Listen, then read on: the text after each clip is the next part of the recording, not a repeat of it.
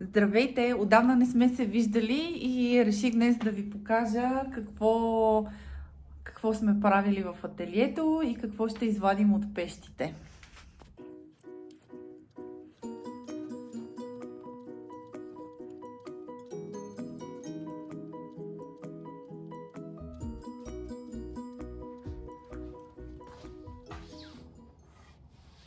Започваме с най-горния ред, който е от един рожден ден, на който гостите си направиха, заедно с рожденичката, разбира се, много хубави фруктиери, купи, които сега ще извадим.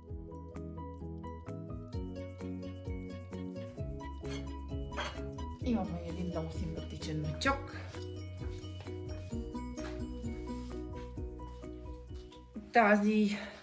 Тази чудесна кокошчица е правена от детенце на 4 годинки. Мисля, че резултата е наистина прекрасен.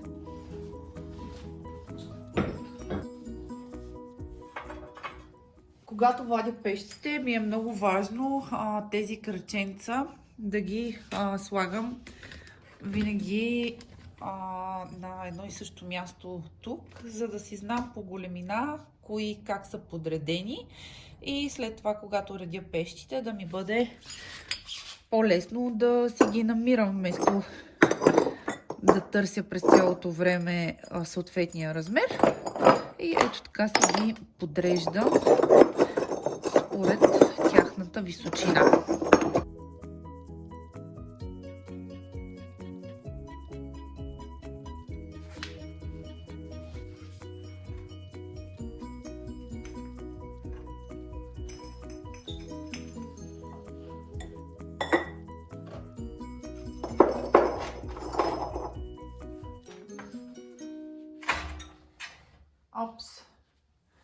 Ето тук може да видите как е протекла малко глазурата, понеже тази е от ефектните и е оставила една капчица върху самата полотна, което не е много хубаво да се случва и се старая да го избягвам.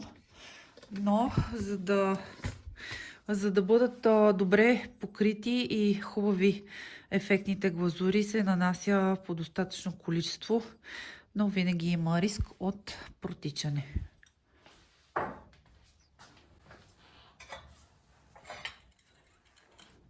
Ето тези са перфектни и няма разтечено.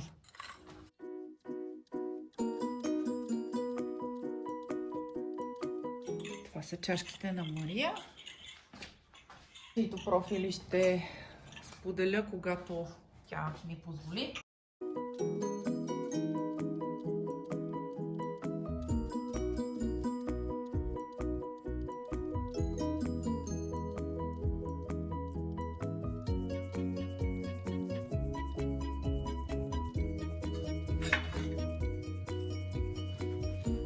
Ето тук отново е капнало от глазурата.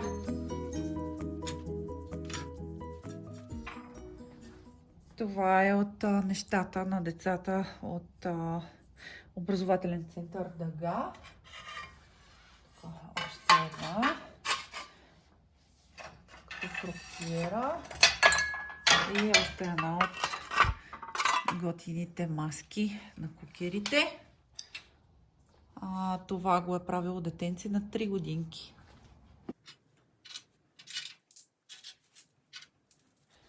Ето така изглеждат тестове. Малки парченца, на които си правим опити с глазурите, за да знаем как ще излизат в бъдеще.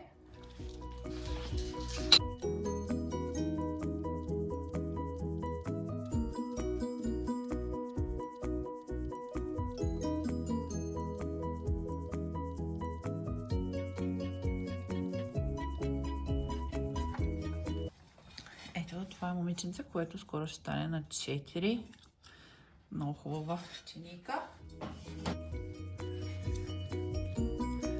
Още една чинийка от дечицата от образователен център Дъга. Много са им красиви. О, не! Парче от нослето на кукушка. Тази кокошица отново е от уроците с дечицата на момиченце на близо 4 годинки. А ето и така чаканите плата за мезенца. Моята интерпретация е малко по-цветна. И ще ги снимам скоро. Може би и с мезенца, за да видим как стоят.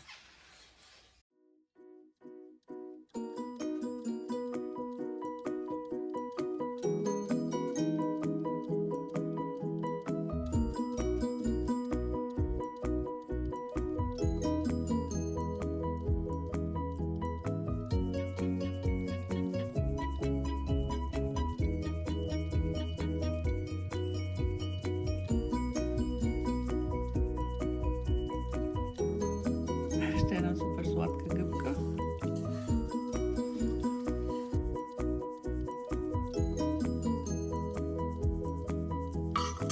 Ето ги и кокошчиците. Много са сладки.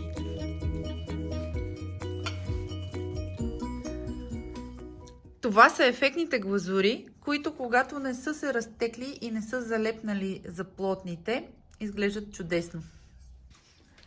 Тук имаме една серия от котенца.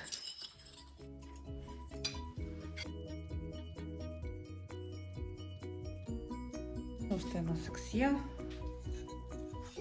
Ето още две от кокошчиците. О, тази е много готина. Получила се е чудесно. А тук са преливанията. Цветовете са много ярки, наситени. Много ми харесва.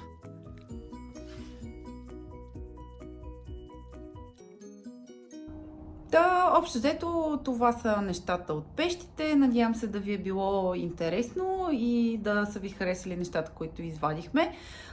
За мен едни от най-интересните и готини неща бяха нещата на дечицата, които работят с наистина голямо желание и постигнатите резултати определено са доста впечатляващи, имайки предвид, че на повечето възрастта е между 3 и 4 годинки.